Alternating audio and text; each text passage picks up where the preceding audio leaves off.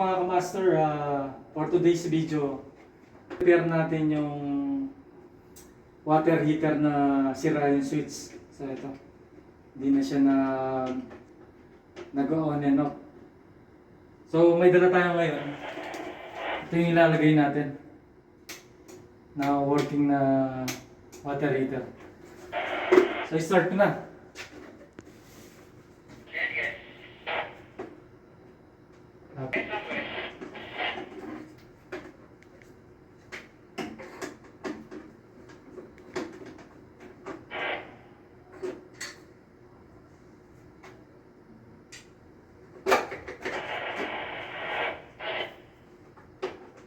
Sige sir, stop muna sir. Okay na.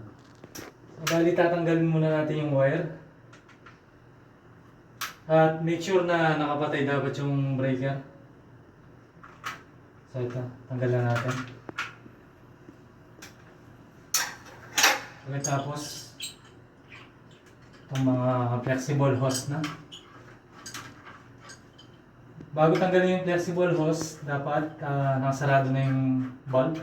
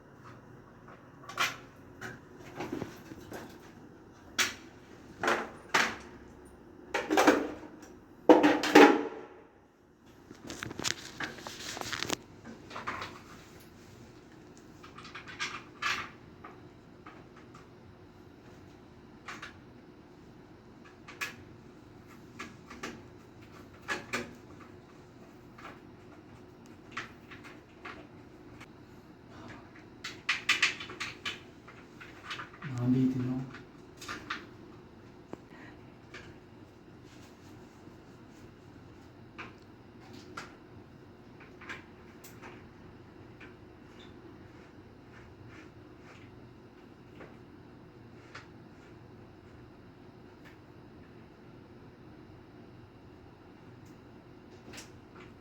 Higpitang mabuti ang flexible hose. Gumamit ng adjustable wrench para masigurong mahigpit ito para maiwasan ang water leak.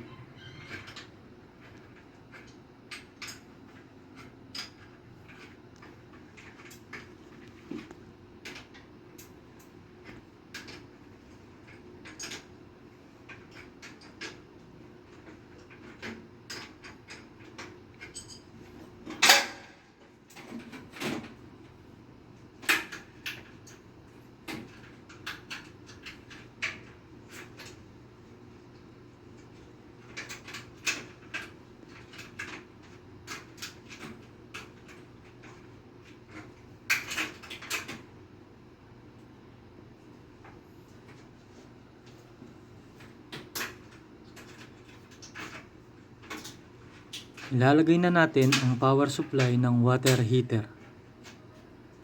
Gagamit tayo ng maliit na flat screwdriver para mahigpitan ang dalawang wire.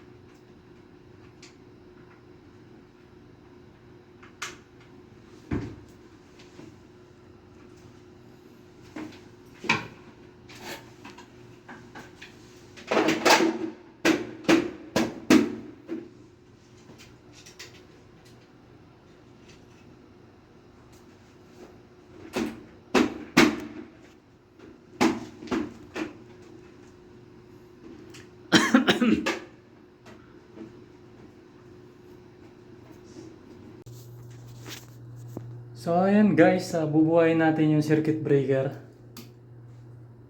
Naka-on na rin dito sa water heater.